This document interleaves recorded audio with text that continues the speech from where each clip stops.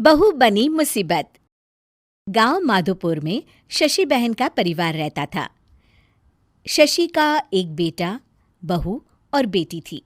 पति और बेटा किसान थे जो सुबह खेत में जाते और सारा दिन मेहनत के बाद शाम को घर लौटते। शीला भी घर में रहकर सिलाई का काम करती। शीला की बेटी भी बड़ी समझदार थी। वो घर के काम में माँ का हाथ बटाती। लेकिन बहू का हाल निराला था। वो काम कम और मिन-मेख ज्यादा निकालती, जिससे शशि और उसकी बेटी काफी परेशान रहते। एक दिन, माँ ये क्या है? ओहो, जितना बोलो लेकिन आप लोगों को तो कुछ समझ में ही नहीं आता। भाभी क्या हुआ? और माँ अभी सिलाई कर रही हैं, उन्हें बार बार मत उठाइए। मुझे बताइए हुआ क्या है? ये देखो सोनम, दूध उबल रहा है और बस गिरने ही वाला है। वो तो शुक्र है कि मैं आ गई, वरना तो बह जाता सारा। अरे पर मैं तो अभी देखकर गई थी और गैस भी धीमी थी। हमेशा दूध सामने खड़े होकर ही उबाल दिलवानी चाहिए, ठीक है ना? सोनम को मेघा की बात पर गुस्सा आ जाता है, लेकिन क्लेश ना हो ये सोचकर वो चुपचाप वहां से चली जाती है और सोचती है कि वो कैसे मेघा को सबक सिखाए। एक दिन मेघा ने कहा, सोनम, अरे ओ सोनम, कहाँ हो? ऐसा कैसे कर सकती हो तुम? क्या हुआ भाभी? जब देखो परेशान सी घूमती हो। खुश रहा करो भाभी, इससे ना स्किन ग्लो करती है। सोनम, फेस तो मेरा वैसे भी ग्लो करता है, देखो। और कितनी गुणी भी हूं मैं। तुम्हें तो शादी करके दूसरे घर जाना है। देखो जरा, देखो अपने कमरे का हाल देखो, सारा संतरे का छिलका जमीन पर फैला है। अरे ससुराल में ऐसे ही रहोगी क्या? भाभी करना ही क्या है, वहीं पड़े पड़े सूख जाएंगे, फिर पीस कर पैक बना लेंगे। आप भी ना भाभी, चिल करो। मेघा गुस्से से वहां से निकल जाती है। हर बात पर मीन मेक करने वाली मेघा एक दिन फिर चिल्लाने लगती है, माँ, अरे माँ सुनो तो जरा। अब क्या हुआ मेघा, क्यों चिल्ला रही हो? माँ ये देखो, देखो जरा ये कांच का कटोरा जिसे टेबल के किनारे रखा है। अरे किसी का एक हाथ लगेगा और ये गिरकर टूट जाएगा। तभी मेघा के कमरे से कुछ गिरने की आवाज आती है। वो भागकर कमरे में जाती है, जहां उसके पीछे शशि भी आ जाती है। मेघा के कमरे में उसका शीशा गिर जाता है। लगता है बहू, तुमने अपना शीशा कोने में रखा होगा, तभी गिर गया। जरा दूसरों को सीख देने से पहले खुद भी अमल कर लिया करो। वहीं कमरे में पर्दे के पीछे छिपी सोनम हंस रही होती है। मेघा काफी परेशान रहती है कि उसके साथ ये क्या हो रहा है। वो सोचती है कि कैसे वो अपनी सास और ननद के सामने खुद को होशियार साबित करे। एक दिन मेघा सोनम से कहती है, सोनम, आज ना मैं तुम लोगों को चाइनीज बनाकर खिलाती हूँ। देखना मैं कितना अच्छा खाना बना लेती हूँ। फिर तुम भी ना ससुराल जाकर वैसा ही खाना बनाना और सबका दिल जीत लेना।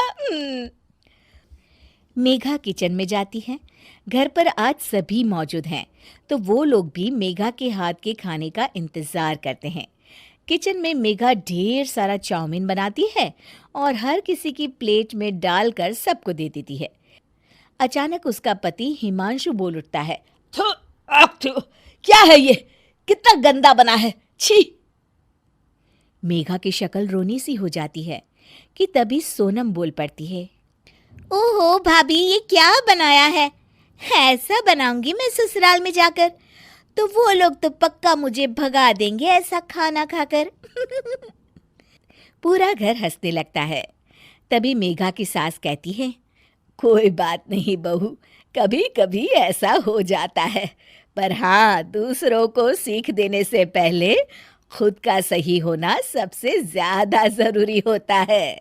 मुक्ता का 3 तल्ले का मकान, नीचे बैठक तो छत पर रसोई। अरे मुक्ता, गर्मा गर्म रोटी तो ला, बहुत स्वाद बनी है सब्जी। लाई माँ, बस 2 मिनट। मुक्ता की दौड़ जो सुबह शुरू होती तो रात में जाकर रुकती। ऊपर नीचे करते करते पूरा शरीर थक जाता। लेकिन माँ, मैं आपके पैर में तेल लगाकर ही सोऊंगी, नहीं तो मुझे नींद नहीं आएगी। अरे जीती रहे बेटा, लेकिन तू थक जाएगी। वैसे भी तुझे 3 तल्ला चढ़ना है अभी। कैसी बात कर रही है माँ जी, मैं तो आज बहुत देर तक सोई थी, तो नींद कहाँ आएगी। सास को कब नींद लग जाती पता ही नहीं चलता। अगले रोज, अरे मुक्ता, जरा सामने ठेले वाले से आलू तो ले आ, 5 किलो पापड़ बना देती हूँ। होली आ रही है, मेहमान आएंगे तो क्या कहेंगे कि इन लोगों के घर तो कुछ बना ही नहीं। माँ, मैंने सब बना लिया है, आप चिंता मत करिए। होली वाले दिन दही बड़ा और पकौड़ों का इंतजाम भी कर लिया है मैंने। सास को लगता है जैसे उसे न जाने कितनी गुणी और अच्छी बहू मिल गई। एक दिन मुक्ता की बुआ सास उन लोगों के घर आती है। अरे भाभी, आपने तो हीरा बहू पाई है बिल्कुल। हर एक काम को ऐसे कर रही है जैसे कि रोबोट। एक हमारी है, 2 रोटी खिला दे तो गनीमत समझो। अरे हम तो बेटे को देख के सोच रहे थे कि कलवासा है, पता नहीं कौन शादी करेगा। लेकिन देखो, जय दूध से फपकती बहू आई है। हाँ भाभी, आप तो लक्की हो, लक्की। तभी वहां मुक्ता आ जाती है। क्या बुआ, काहे की लकी, देखो ना कैसा शरीर फूला जा रहा है। अब तक तो एक बच्चा भी हो जाना चाहिए था। अरे हो जाएगा बहू, क्यों चिंता कर रही है। कर्म कितने अच्छे हैं तेरे, तुझे तो जुड़वा बच्चे होंगे, एक बिटिया और एक बिटवा। होता भी ऐसा ही है। मुक्ता को 2 बच्चे एक साथ होते हैं। मुक्ता, जल्दी से ऑफिस के लिए खाना बना दो, मुझे देर हो रही है। हाँ, लेकिन जरा ये छोटे वाले को तो पकड़ लो, तब तक मैं रोटी सेक देती हूँ। मुक्ता सारे घर का काम बड़े ही मगन होकर करती। क्या पति, क्या सास, क्या बच्चे, रिश्तेदार, सभी की जरूरतों का ख्याल वो बखूबी रखती। लेकिन भाई चांद को भी ग्रहण लग जाता है। वैसे ही मुक्ता को भी एक दिन लग जाती है किसी की नजर। दूर के रिश्ते की चाची कहती है, और बहन जी, आपकी बहू तो फुर्ती से काम करती है, बच्चा होने के बाद भी सारा दिन लगी रहती है। इसके हाथ का खाना भी इतना टेस्टी है, लगता है जैसे होटल का खा रहे।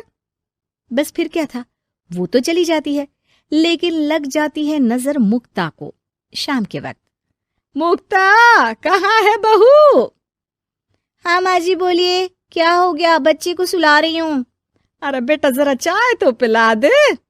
हाँ हाँ, जरूर बना लीजिए, मुझे कमरे में ही दे देना माँ जी, बहुत थकान लग रही है। थकान? है भगवान, ये क्या बोल रही है, इसके मुंह से तो ये शब्द मैंने आज तक नहीं सुना। अगली सुबह, अरे मुक्ता, आज खाने का डब्बा इतना हल्का क्यों है? वो इसलिए क्योंकि मैंने सिर्फ रोटी और दाल बनाई है। अरे लेकिन मुक्ता, मैं तो नाश्ता, दिन का खाना, फिर शाम का स्नैक्स, फ्रूट, सलाद, ये सब लेकर जाता हूँ। कहाँ है ये सब? अरे कैसी बात कर रहे हैं आप, इतना सारा खाना तो मैं 4 दिन में नहीं खाती जितना आप 1 दिन में बनाने की बात कर रहे हैं।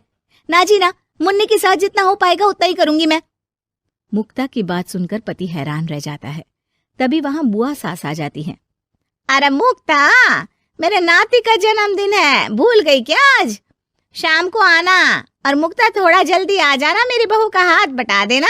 किचन में वो तेरी तरह स्मार्ट तो है नहीं कि फट फटाक से काम कर ले। अरे बुआ, कैसी बात कर दी, फट फटाक से काम कैसे हो जाएगा, हम बहुएं हैं, रजनीकांत नहीं। बुआ देखो, आप काम के लिए पास के लल्लू हलवाई की बीवी को बुला लो, वो मदद कर देंगी, मैं तो नहीं आ पाऊंगी। बुआ सास को समझ में नहीं आता कि ये वो मुक्ता है जो 50 लोगों का खाना बनाकर भी चेहरे की चमक खोने नहीं देती थी। वही मुक्ता भी अपने कमरे में जाकर बिस्तर पर बैठ जाती है कि सास की आवाज आती है। मुक्ता, क्या हो गया बेटा, आज दोपहर के खाने की तैयारी नहीं करनी क्या?